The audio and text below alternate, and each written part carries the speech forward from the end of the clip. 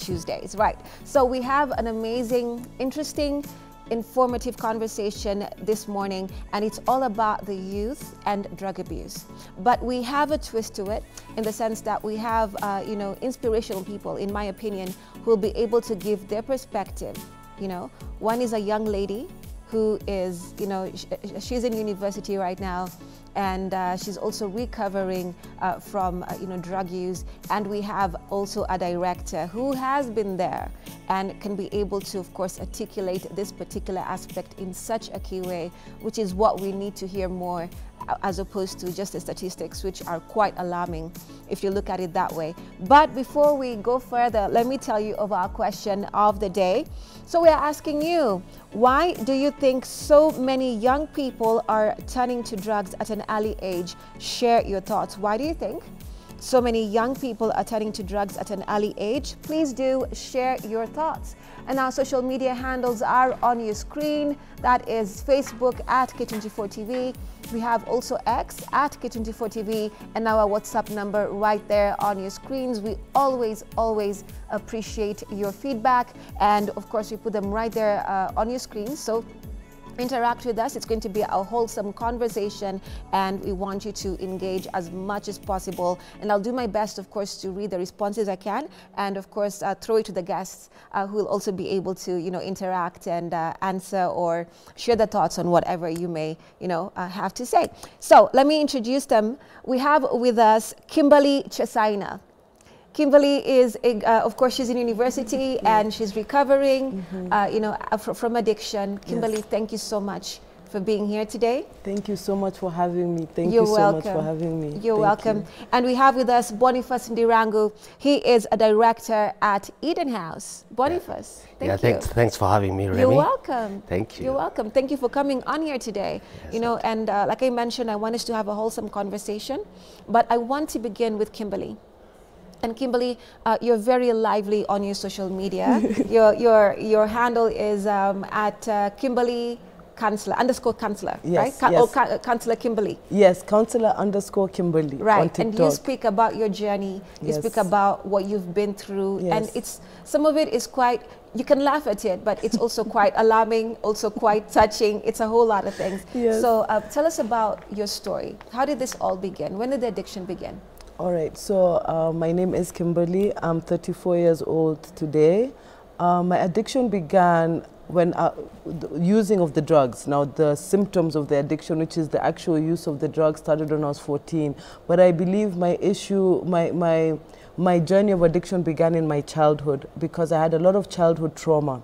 And I had all this pain, I was carrying this emotional pain, and I didn't have any way to cope. I didn't have a coping mechanism.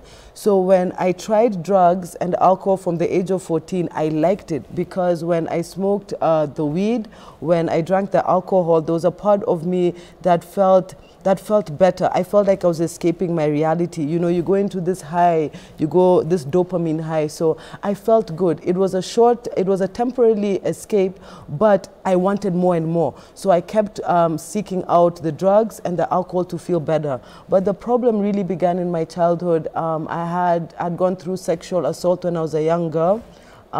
Just many traumas. And you can imagine in our African culture, in our African families, it is so hard to address these issues. It is so hard to articulate and communicate these problems. So a lot of the time what happens in families is we choose not to address it. We want to cover it up, we want to avoid it, thinking that the person is very young, they'll forget. The person will grow up and this will not be an issue. But it carries forward, it carries forward.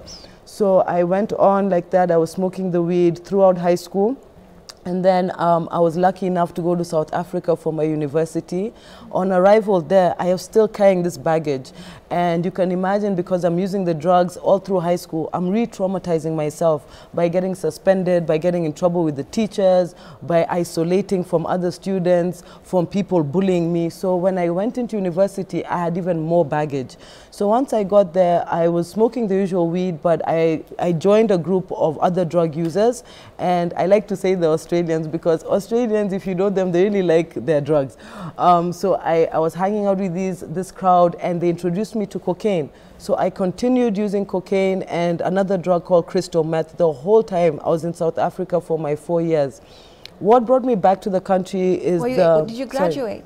I didn't graduate. I think I went to one tutorial and maybe one lecture. The whole 4 years I was there. And I kept telling my parents that I'm doing well, you know, we're even having exams, send me money for books, or we need money for this, but it was all going to the drugs.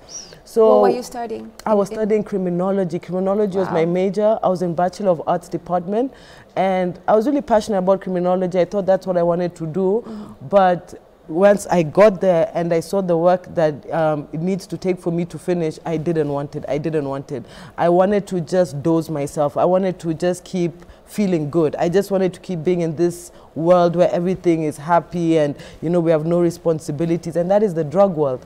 So in 2011, my parent passed away, unfortunately, and I came back to the country. My mother passed away. And so when she passed away, that's added trauma.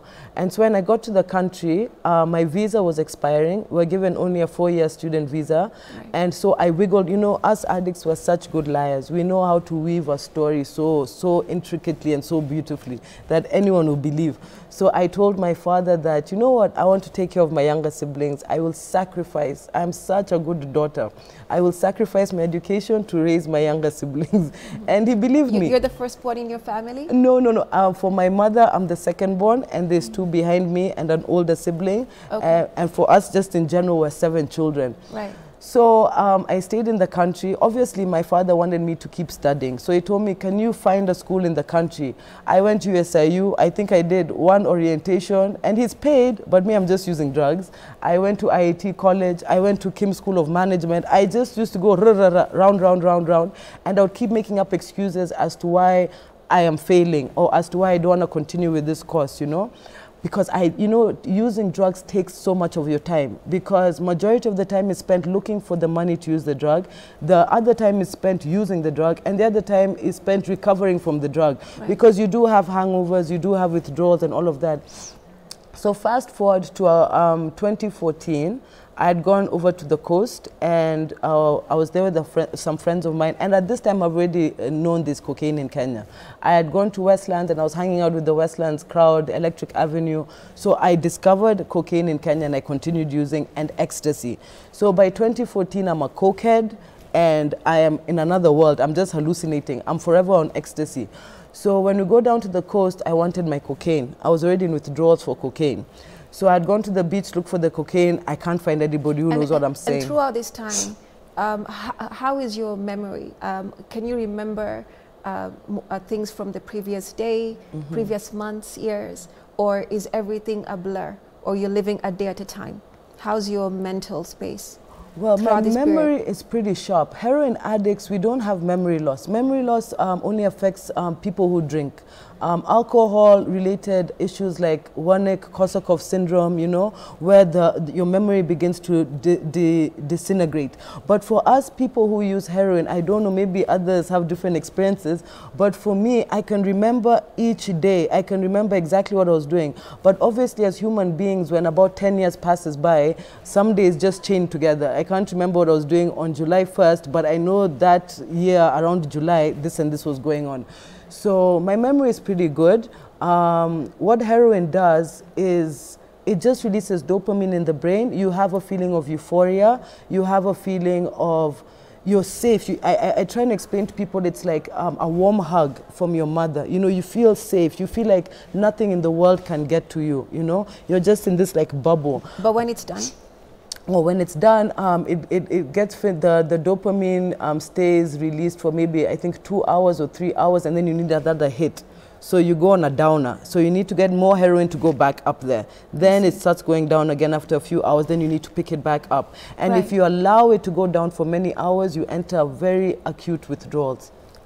I hear you, Kimberly, but Bonifus, I've had a conversation with you before, and you are able to articulate the processes, especially in the psyche of someone who is an addict or has been an addict. And I think, you know, Kimberly is very articulate, and she's very brave also. You know, just to be able to, you know, share her story in that deep manner.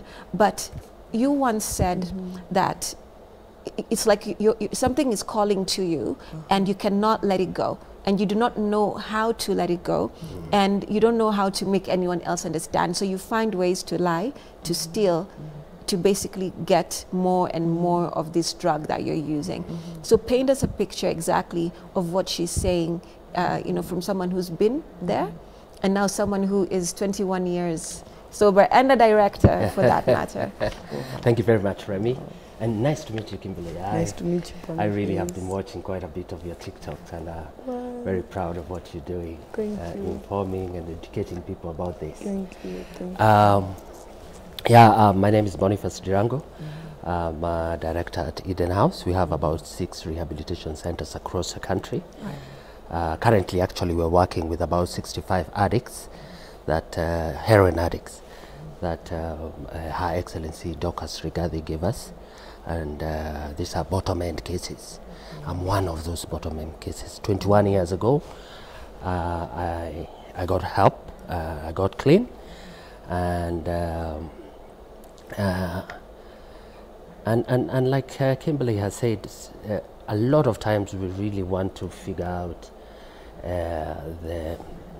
kwa Kiswahili tunasema chanzo, in what informs, what informs the addiction. And you will find, like we have, when she was sharing about her early childhood trauma.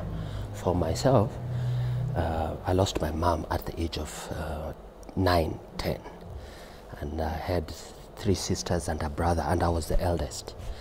And I remember us being separated, and that emotional pain was really did a number on me. Sometimes I look at the pictures of me going to visit Mama Ngina Children's Home to see my little sisters, and for most, now in retrospect, when I look at most addicts, there's always something about, especially heroin addicts, some deep emotional trauma or childhood neglect, or a lack of engagement, or something deeper that creates such a deep pain. It's not necessarily physical. I'm missing, a yearning for, like she said a little earlier, a yearning for almost like a hug or an embrace. And so for most of us, when we start to search for something outside of ourselves, to almost treat the emptiness that's inside. And that emptiness is you can't describe it, but we describe it in our program as a hole in the donut. It's an existing hole, and that is what now we start to look out for, to feel, and it can be anything. You can feel it, be it sports, it can be academics, it could be something, power, it could be something that will make us feel whole. That yearning can lead us to substances of abuse, and when we link up with a chemical like heroin, which is essentially diamorphine, it's a painkiller. It numbs all pain. Yeah, and for me, the first time I ever used heroin, it was again to deal with a loss, a deep loss. You know, most people assume that heroin addicts or people who use substances or addicted people are essentially out there to look for fun, or for some of us, it's actually a very bad stigma. Yes. If you look at it in the way society is, you know, before someone is understood or got in their story, they're judged. Yes. You know, someone does not look at why per se. It's okay, get better. Yeah. You know, but what you've said, the core chanzo, huwa hayangaliwi sana. Yeah. Yes, and by the way, when we are doing our intakes, those are the things we're looking out for. Looking out for childhood. How's your, what born are you? What happened in your childhood? You will pick out the patterns. And if we are to develop programs in our country, I've been proposing that we work on something called a research. I had the teachers who are here before in the previous program, and I was wondering if they could establish this, because the World Health Organization has proposed something called a tracking of human behavior among school-going children. From the way they track how you do well in mathematics, in English, it is possible for schools to start tracking human behavior from childhood. How is the child? How is they behaving? How is it going with them? Because if you use now this science, it is possible to identify people who are vulnerable from a very early age. From a very early age. And the markers are all out. They're all listening to her, could really identify. Could identify on some of the existing circumstances that predispose us to, or some of us, to addiction. I see. And you know, we have NACADA reports Yes. where children as young as 6 Yes. or 7, you Yes. know, get into addiction, you know, 225, you know, and it's in different category, whether it's a cat, marijuana, you know, heroin, cocaine, you know, it's all there in that demographic. So it's a very real thing in our country. And I mean, that is from last year, 2023. So Kimberly, what can you say is the reality of being inside the world of addiction? One of the things you say in your social media posts is that there's so many crazy things happening almost every day. You know, the accounts almost sound like a movie, you know, something that you wouldn't naturally do or come across in a normal day. Even you, Boniface, one of the things you mentioned was really, you know, something else, you know. So how is that reality, Kimberly? It's insane. But first, I would just love to congratulate Boniface for what he said right now about tracking the emotionality of the young children, because Western science teaches us that emotions don't affect the physiological body, but it is so obvious, you know, when people go through a lot of trauma, you find somebody will just develop a heart condition or a tumor. It's the same with addiction, you know, we can't separate the mind from the body, it's entwined. So thank you so much for bringing that up. That is so important. Now, the life on the street is madness. Boniface will tell you, it is life and death every second, every minute. You know, I would say you wake up, if you went to bed the night before with enough money for the heroin for the morning, and even enough money for a lodging, you're winning. Because you pay the lodging in town maybe for 300 or 250 shillings, very cheap lodgings, bed bugs are everywhere, chawa iko kila mahali, you know, it smells of urine, everything. So, but that's like the Hilton for us. So you pay your 250, you wake up in the morning, you buy your heroin for about 500 bob, that's 3 sachets of heroin you use. But then you know, this is like 6 o'clock in the morning, by 10 o'clock in the morning, you will need another 3 or 4 sachets. So you can't even enjoy, you'll sit there, you'll enjoy your heroin for like 30 minutes, but then immediately, I need to go and look for money for more. So you get up, you enter the road, you don't even have a plan. I never had a plan. You just go into the road. If you find, there's one thing I did and I feel so terrible. I was walking down the street one day with one of my friends, Hussein, a fellow addict, and there were 2 girls walking back from, I think, university, and they had huge backpacks, and they were Indian girls. So Hussein tells me, this is how we're going to get our money. At first, I didn't even understand what he was saying, but he's like, we're going to get our money like this. Let's follow them. So when we follow them, he suddenly grabs one of their backpacks, and then he pushes me and tells me, Sema we likuwa mfanyikazi. So I just started, Mimi, I used to work for you people. You refused to pay me my money. You thought you were going to get away. I found you now. So you stole from them? Yeah, we in broad daylight at Koja bus station. The Hussein snatched their phone. The girl was shaking. She was so scared. She had already entered her wallet to remove money to give me, like, she's so scared. But then, as you know, this is happening. It's during the day. It's the middle of town. You know, there are people who are watching. So somebody just started shouting and saying, I know those girls. They walk down this road every day. And I know you people are junkies. Leave those girls alone. So Hussein already darted away with the phone. I was left with the money. There's a crowd forming around me already, a mob, you know, and they're pushing me and they're telling me, you are the people, we know you people here in Nairobi, you're the con men. Okay, Kimberly, hold on to that. Hold on to that thought. We're taking a short break. We'll be right back after. Thank you.